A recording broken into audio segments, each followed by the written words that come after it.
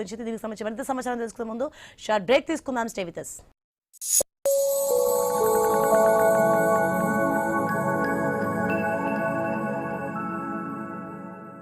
Master minds commerce చదవాలనుకునే 10th inter విద్యార్థుల తొలి ఎంపిక.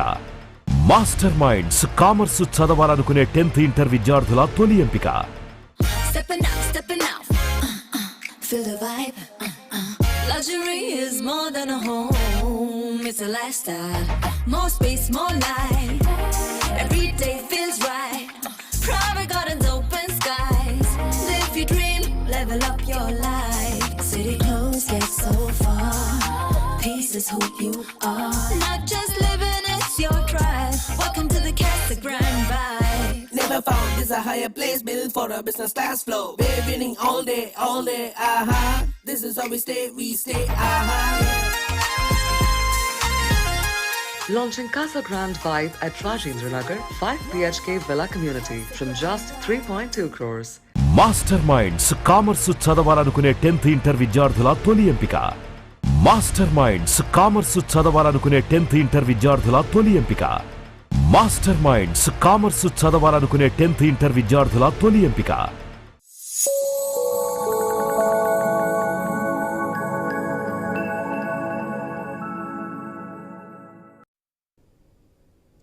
Welcome back. మొత్తానికైతే కవిత పార్టీ పేరును ఎన్నికల సంఘం అయితే అధికారికంగా గుర్తించింది. కామా నివాసంలో అయితే పార్టీకి కూడా తెలంగాణ జాగృతి అధ్యక్షులు కవిత కొత్త పార్టీకి ఎన్నికల సంఘం అయితే గ్రీన్ సిగ్నల్ ఇచ్చింది. రైట్గా ఇదే అంశానికి సంబంధించి మరింత సమాచారం వీరశేఖర్ గారు ఎనాలిసిస్ట్ మనకి జూమ్ కాల్ యాడ్ అవుతున్నారు. అండ్ అలాగే రామ్మూర్తి బీఆర్ఎస్ గారు కూడా యాడ్ అవుతున్నారు. నమస్తే అండి ఇద్దరికి కూడా. అండ్ ఫస్ట్ మీరు చెప్పండి వీరశేఖర్ గారు, దీన్ని ఏ విధంగా చూడాలంటారు? నెక్స్ట్ ఫర్దర్గా ఏం జరగబోతుంది? మొత్తానికి అసలు తెలంగాణ రాష్ట్ర సేనని కాస్త రక్షణ శాఖగా మార్చారు. దీన్ని ఎలా చూడాలంటారు? ఏంటి?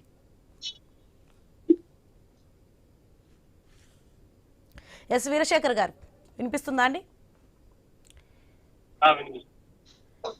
ఎస్ వీరశేఖర్ గారు, ఎక్కడైనా ప్రజాస్వామ్యబద్ధంగా ఎవరైనా పార్టీ పెట్టుకోవడానికి ఎవరికైనా అవకాశం ఉంది. ఎవరైనా పార్టీ పెట్టుకోవచ్చు, ఏదైనా ప్రకటించవచ్చు. ఆల్రెడీ రాష్ట్ర సేన మీద ఎవరో కోర్టుకు వెళ్ళినట్టున్నారు. దాన్ని కొంచెం రక్షణ శ్రేణిగా దాన్ని పేరు మార్చుకోవాల్సిన అవసరం ఉందని చెప్పి ఇలా తెలుపుకుంటారు. దాన్ని రక్షణ శ్రేణిగా ఇంకా పవర్ఫుల్ గా రక్షణ శ్రేణి లాగా దాన్ని రిజిస్టర్ చేయించిన పరిస్థితి కనిపిస్తా ఉంది. ఏదైనా కానీ రాష్ట్ర సేన కానీ రక్షణ సేన కానీ పేరుతో కానీ లేకపోతే కొత్త పార్టీ కొత్త ఎజెండా ఇవన్నీ ముఖ్యం. కానీ వచ్చే పరిస్థితి ఏమిటి? వీళ్ళు ఏ ఎజెండాతో వస్తున్నారు? వీళ్ళు ఏ నేపథ్యం ఉంది? ఇంత ముందు ఉన్న నేపథ్యం ఏంటి అనేది చూసుకుంటే ఇది టిఆర్ఎస్ పార్టీకి, పాత టిఆర్ఎస్ ఇప్పుడున్న బీఆర్ఎస్ పార్టీకి, పాత టిఆర్ఎస్ పార్టీకి దాంట్లో వచ్చిన వాళ్ళ యొక్క కుటుంబ కలహాల నేపథ్యంలో ఆధిపత్య ధోరణి నేపథ్యంతో వాళ్ళకు జరిగిన నష్టాలను పూడ్చుకోవడం కోసం వాళ్ళకు రావాల్సిన హక్కులు ఏదో పార్టీ అనేది టిఆర్ఎస్ పార్టీ అనేది తన కుటుంబ పార్టీ లాగా భావించి తన అన్నదమ్ములు తన బ్రదరు తన హరీష్ రావు గారు తన కుటుంబ సభ్యులు మాత్రమే దాంట్లో ఇండిపోయి ఉన్నారు. తనకు ఆ వాటా రాలేదనే పరిస్థితిలో ఈమె బయటకు వచ్చి ఆ పార్టీ ఏమైపోయినా కానీ తను నిలబడటం ముఖ్యం, తన గుర్తింపు కావాలనే ఉద్దేశంతో ఎవరు ఏ సంపాదించుకున్నా ఏమొచ్చినా కేసీఆర్ గారిని చూసి కేసీఆర్ గారి యొక్క ఆ చరిష్మాతో ఈ పార్టీ అనేది ఎవరు కవితను కానీ లేకపోతే టీఆర్ఎస్ పార్టీని కానీ ఐడెంటిఫై చేసే పరిస్థితి. రేపు ఇందులో ఓట్లు చీలే పరిస్థితి ఏదైనా ఉంటే, ఏదైనా అవకాశం ఉంటే ఖచ్చితంగా అది టీఆర్ఎస్ పార్టీ ఓట్లు చీలి అధికార పార్టీకి ఏదైతే ఉన్నాయో కాంగ్రెస్ పార్టీకి అధికార పార్టీకి ఉపయోగపడతాం వచ్చిన పరిస్థితి లాగా కనిపిస్తుంది. కానీ వీళ్ళు కొత్తగా దీన్ని నిర్మించి గ్రౌండ్ లెవెల్లో దాన్ని పార్టీని బిల్డ్ చేసి వీళ్ళు పోటీకి నిలబడి సంపాదించి గెలిచి వీళ్ళు కొత్త రాజ్యాంగం లేకపోతే వీళ్ళు కొత్తగా అమలు పరిచే పరిస్థితి, అలాంటి పరిస్థితి కవిత గారి దగ్గర నుంచి మనం ఎక్స్పెక్ట్ చేయలేము అని చెప్పి నేను అనుకుంటా ఉన్నాను. ఏంటంటే వాళ్ళ మీద ఉన్న అసంతృప్తిని, తన కుటుంబ సభ్యుల మీద ఉన్న అసంతృప్తితో ఒక పార్టీ నిర్మాణం చేసుకుని తనకంటూ ఒక ఎజెండాను రూపొందించుకొని తనకున్న సామర్థ్యంతో తనకున్న ధన ఆర్థిక అట్లాగే సాంఘిక బలంతో ఇవన్నీ కూడా కేసీఆర్ నుంచి వచ్చినవే, టీఆర్ఎస్ పార్టీ నుంచి వచ్చినాయి అని చెప్పి మనం తీసుకోవాల్సిన అవసరం ఉంది. వీటి ద్వారా ఆమె తన బలాన్ని మళ్ళీ ఇంకొకసారి టిఆర్ఎస్ పార్టీకి తను చూపించాలని అనుకుంటుంది. దానివల్ల ఆ కుటుంబానికి తప్పితే వేరే దీనివల్ల అధికార పార్టీకి కానీ లేకపోతే ప్రజలకు కానీ ఏం ఉపయోగం ఉండదు అని చెప్పి మనం అనుకోవాల్సిన అవసరం. నెక్స్ట్ మొత్తానికి అయితే టీఆర్ఎస్ పార్టీకి మొత్తానికి సిఈసి ముద్ర అయితే నమోదైంది. అండ్ అలాగే నెక్స్ట్ బీఆర్ఎస్ నుంచి మీరు రామ్మూర్తి గారు మీరు చెప్పండి. అండ్ బీఆర్ఎస్ నేతలు కానీ శ్రేణులు కానీ ఎలా స్పందిస్తున్నారు ఏంటి విషయానికి సంబంధించి? ఫస్ట్లో కూడా టీఆర్ఎస్ పేరును కవిత పార్టీకి ఇవ్వద్దని కూడా ఈసీకి ఎంతో మంది కూడా లేఖలు రాశారు. సో దీనికి సంబంధించి ఏమనుకుంటున్నారు మీరు?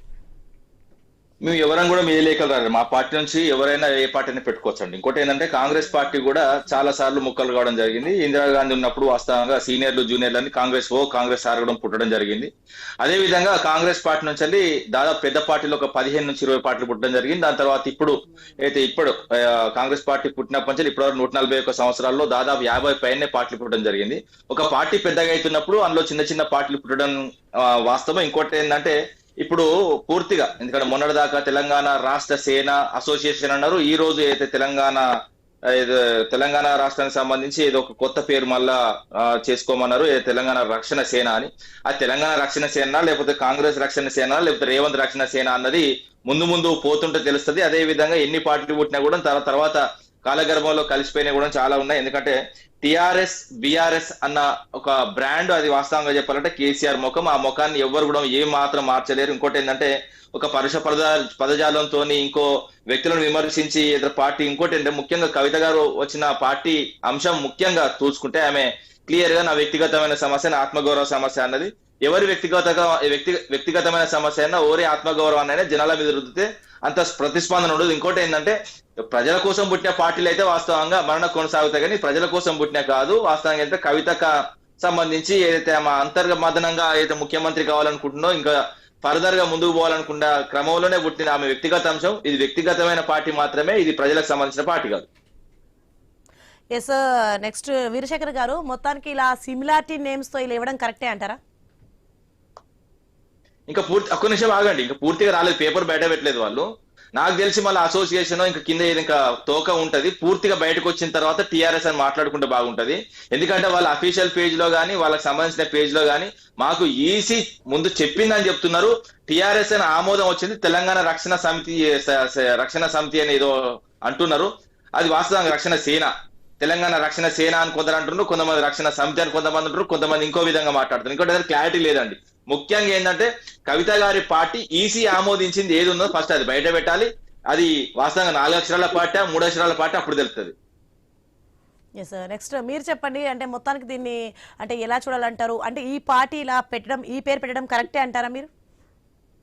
ఎవరన్నా ఏ పార్టీనే పెట్టుకోవచ్చు అండి. ఇంకోటి ఏంటంటే తెలంగాణ రాష్ట్రంలో ముఖ్యంగా ఆల నరేంద్ర పెట్టిండు, విజయశాంతి పెట్టింది, అంతకుముందు దేవేందర్ గౌడ్ పెట్టిండు, ముఖ్యంగా చాలా మంది చాలా పార్టీలు పెట్టింది కదా. ఎస్, వీరశేఖర్ గారు మీరు చెప్పండి, ఇది కరెక్టే అంటారా? ఎవరైనా పేరు అబ్జెక్షన్ లేకుండా ఉంటే ఆల్రెడీ అలాంటి ఆ పేరు ఎవరు పెట్టుకోకుండా ఉన్న పరిస్థితుల్లో ఖచ్చితంగా ఆ పేరుని ఎవరైనా ప్రతిపాదించుకోవచ్చు. ఎలక్షన్ కమిషన్ దగ్గర ఇట్లాంటివి ఏమీ లేనప్పుడు ఖచ్చితంగా ఆ పార్టీని ఆమోదించడం జరుగుతుంది. కానీ పార్టీ పేరు పెట్టడం, పార్టీ నిర్మాణం చేయటం అనేది తన దగ్గర ఉన్న ఆర్థిక పరిస్థితిని బట్టి ఉంటుంది.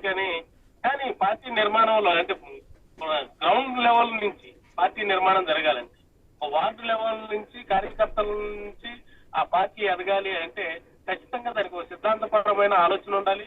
అది ముందుకెళ్లే ఆ పరిస్థితి కనిపించాలి. ఏదో ఉద్యమం నుంచి పుట్టిన పార్టీలు లేకపోతే ఒక ఆలోచన నుంచి పుట్టిన పార్టీలు వాస్తవంగా మనం ఎన్నైనా అనుకుని టిఆర్ఎస్ పార్టీ అనేది తెలంగాణ రాష్ట్ర సమితి చంద్రశేఖరరావు గారు పెట్టింది ఒక ఉద్యమం నుంచి వచ్చిన పార్టీ.